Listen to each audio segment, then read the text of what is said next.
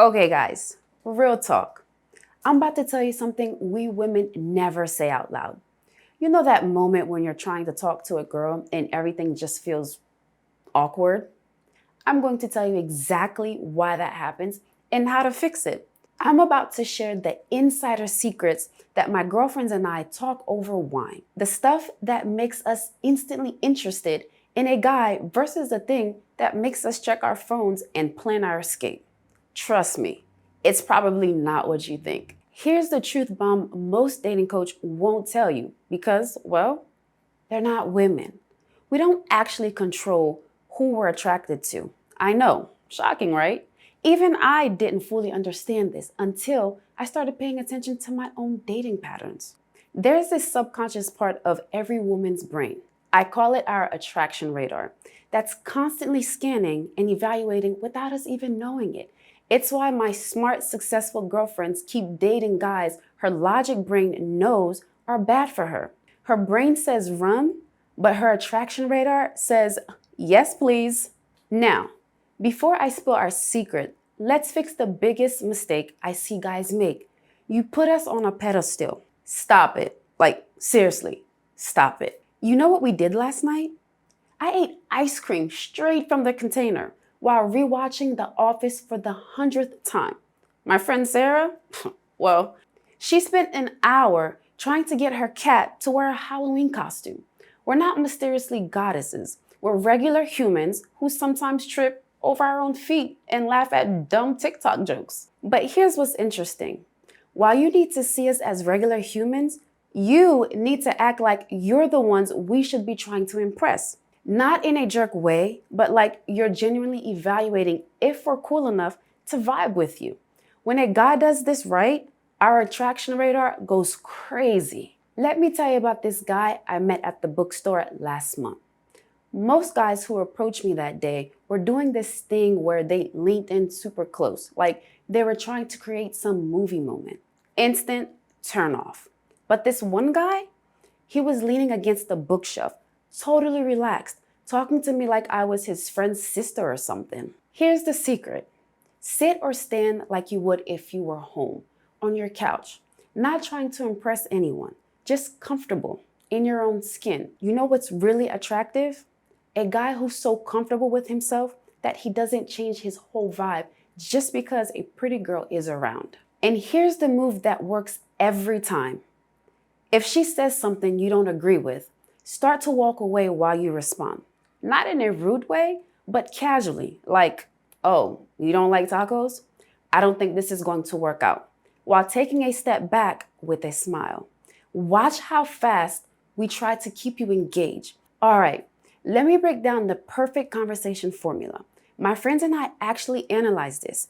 Yes, we're that nerdy about dating. Okay, so 50% about her, 30% about random observations, and 20% about you. Why?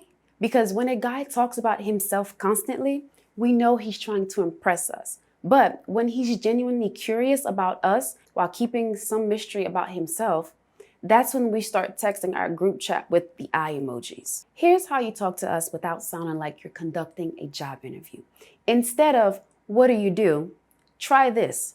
You have this creative energy. I'm guessing you either make art or you make a really good playlist. I had a guy say something similar to me once, and I immediately wanted to know how he picked up on that. See how it flipped the dynamic? Now, I'm the one asking him questions. Okay, this is gold. I call it the magic phrase technique.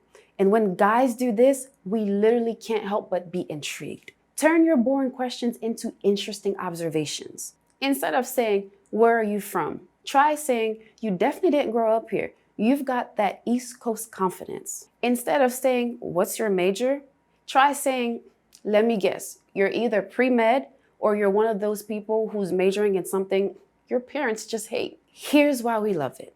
Number one, it shows you're actually paying attention to our vibes. We're dying to know what made you think that. And three, it's playful and fun instead of boring. When a guy did this to me and guessed I was a writer because I looked like someone who stayed up too late overthinking everything, I was hooked, even though he totally called me out. Here's where 90% of guys mess up.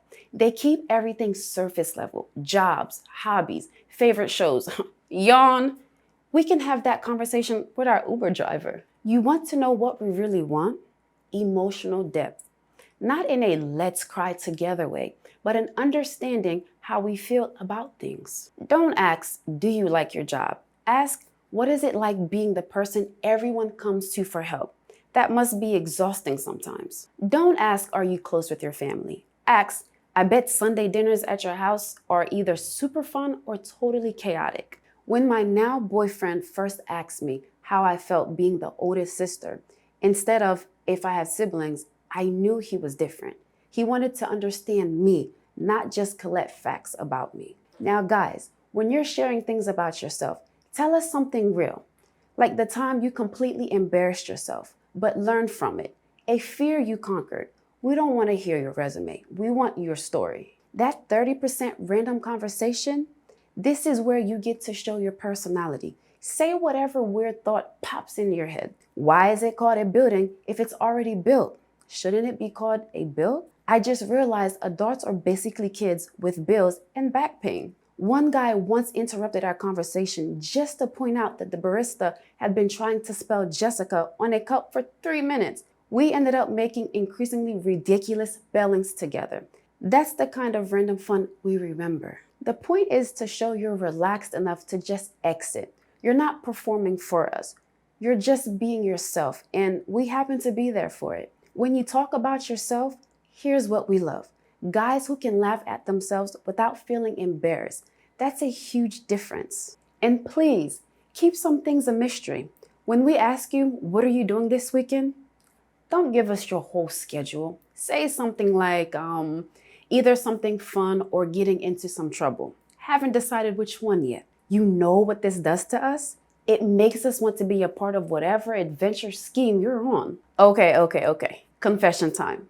We do test you, not because we're mean, but because our subconscious needs to know if you're genuinely confident or just pretending. We might tease you, challenge something you said, or suddenly act a bit cold. Most guys either get defensive or try too hard to win us back. Don't do that. I repeat, do not do that. Guys who pass, they treat our test like their little sister is trying to annoy them. They smile, maybe tease back, but they don't take it seriously. One guy, when I was playfully insulting his shirt, just said, "My mom bought it for me, so now you're insulting my mother?" With a grin, I was done for. Look, I just gave you the inside scoop that most women would never admit out loud.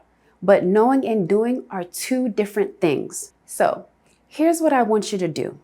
Try the magic phrase technique just once today with anyone: the coffee shop girl, someone at the gym, even the cashier at Target. Watch how differently women respond to you. And remember, we're already hoping to meet someone amazing, someone who gets us, makes us laugh, and doesn't put us on a pedestal. Why not be that guy? Comment below. Tell me which technique you're trying first. And if you want more insider secrets from a woman who's not afraid to spill the tea, hit the subscribe button. Trust me, I've got stories. Until next time, it's been your girl, Rene. Be confident, be real, and remember, we're just humans in yoga pants trying to figure life out. Same as you. Bye, you guys.